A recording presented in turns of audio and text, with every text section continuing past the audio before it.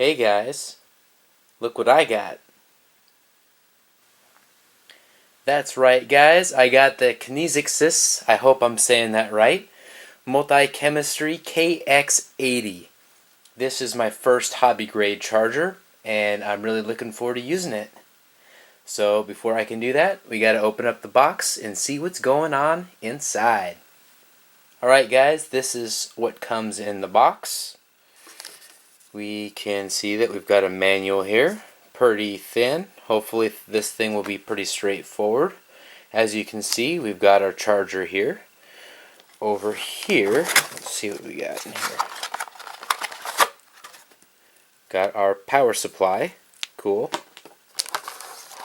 And here, we've got some goodies. Alright, so we've got our Dean's plug, our EC3 plug, and I think they call these banana plugs. Got our alligator clips, cool, field charging, awesome. And we've got our JST XH adapter. Let's put it right there, that way you can see it. We've got our JST XH adapter, and looks like we've got everything on here except for one S. We got our 2S, 3S, 4S, 5S, 6S. So if you're planning on using 1S with this, you've got to get a different balance set up, and RC Babble's a good guy to connect with to get something like that, so I have heard. And here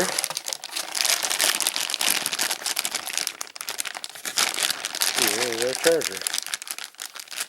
Alright guys, this is what it looks like out of the box. Let's do a 360-degree look at this. This is the back, of course. This is where you plug in the power source. Got a nice fan there. Runs the whole length. Right here we've got the DC plug for when you're out in the field and you're using those alligator clips.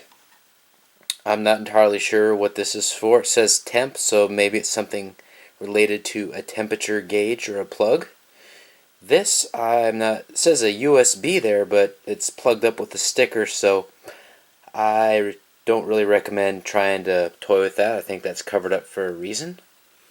We've got some ventilation here up front. And this is pretty much the business end right here. This is where you plug in your banana clips, and this is where you plug in your charge board that I showed you a little bit earlier.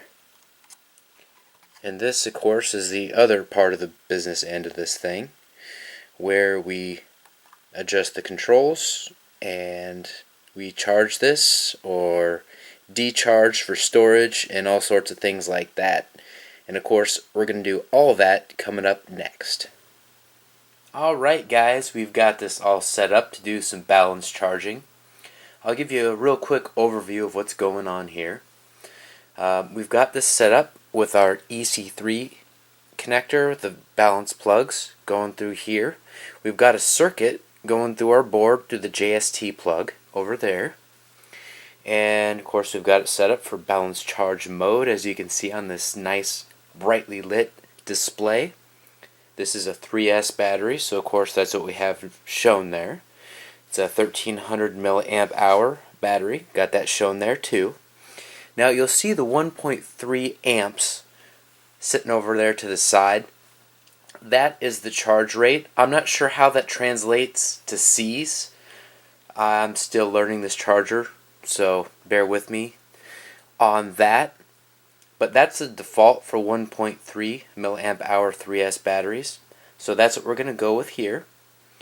And toggling through that and getting that set up is pretty straightforward, so I'm not going to spend any time going through that, but I will show you how to start it, because it was a little bit tricky at first. So you hold that down for longer than you think it would be, and they asked you to confirm it. Yep, hit enter again, and there you are, charging. So I am going to let this charge. We're at 11.64, 11.65 volts right now, and I'm going to check back in here shortly as this progresses.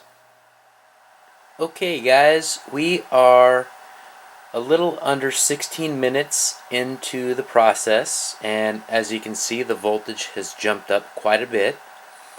I checked it before I started charging and it was at 40%.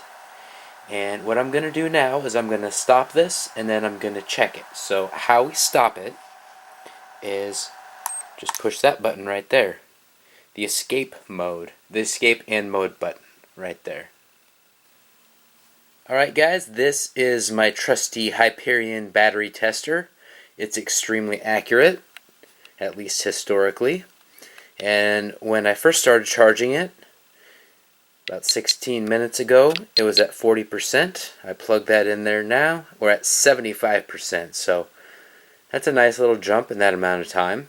And of course, I can increase the amperage too if I want to charge it a little faster, but it's generally better for battery life to charge at a little slower rate for most batteries. Some, not the case. They can go crazy high charge rates. But the general rule of thumb is to go slower and make your batteries last longer. Up next, we are going to try and do a storage charge for the same battery using a similar process. Alright guys, you can see over here that we've got the same configuration, so I won't get into that. The only thing that I changed is the mode that it was in to storage mode, and I just pushed that button right there and moved it right on over. And all I have to do now is just like I did to start the charge last time, only it's actually even simpler. So all I do, hold that down, does a quick battery check, make sure everything's good to go. As long as we have that circuit there, it'll work. Pardon me.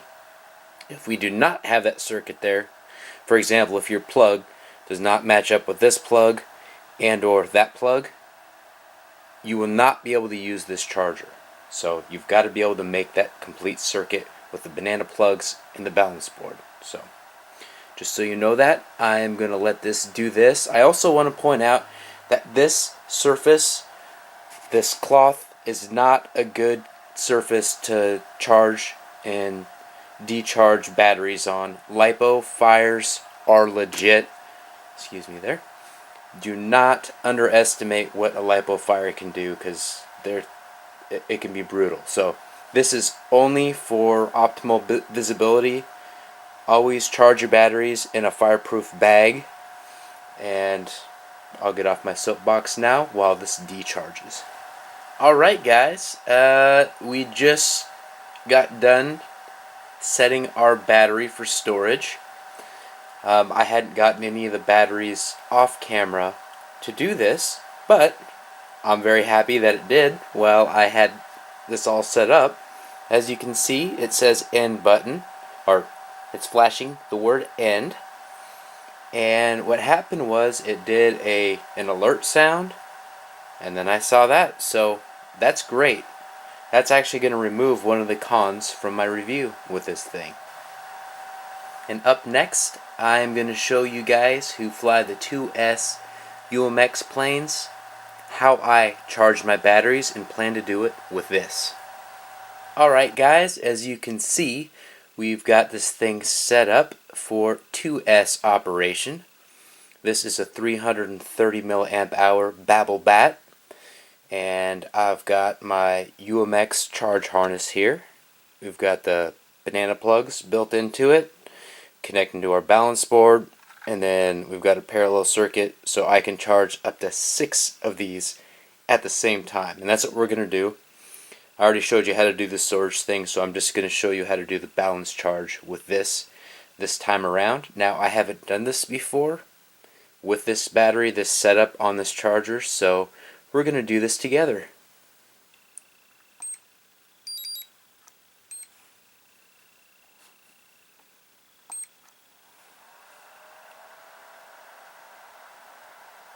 Alright, I'm going to let that charge, and I'm going to check back in with you guys here shortly.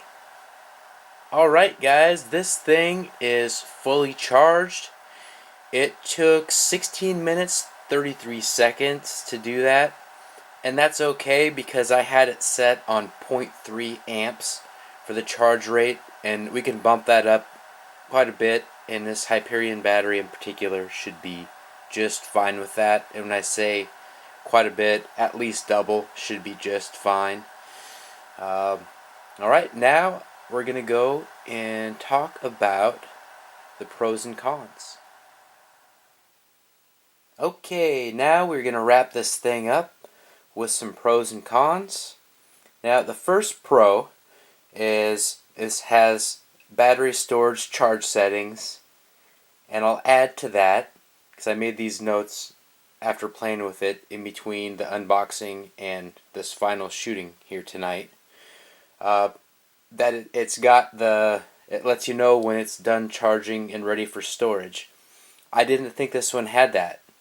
I didn't think that something at this price point would have that, which is awesome. So I'll get into the great value part. At this price point, for what this thing does, I am thoroughly impressed, and it's a great value. There's just no two ways about that. It charges 1 to 6S batteries. I'll come back to this one in the cons section actually, but it's pretty straightforward to do what you need to do, and it's got a nice digital display, very easy to use interface, and the fan system is really efficient and works well.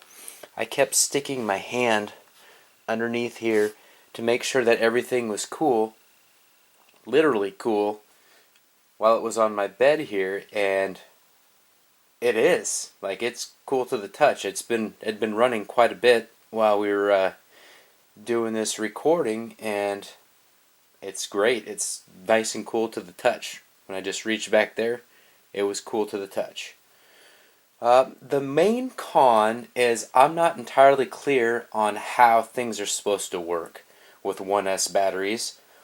I assume that you can buy some accessories, but what's weird and unclear and frankly uncomfortable is trying to do something with 1S. You've got to make a circuit from here through here, but this is the lowest thing here is 2S. So I'm not sure if this thing adjusts and you can just stick things in the banana plugs and you're good to go. For 1S, it makes that exception, because with the 2S and 3S that I tested, you absolutely have to have that circuit, otherwise it won't work.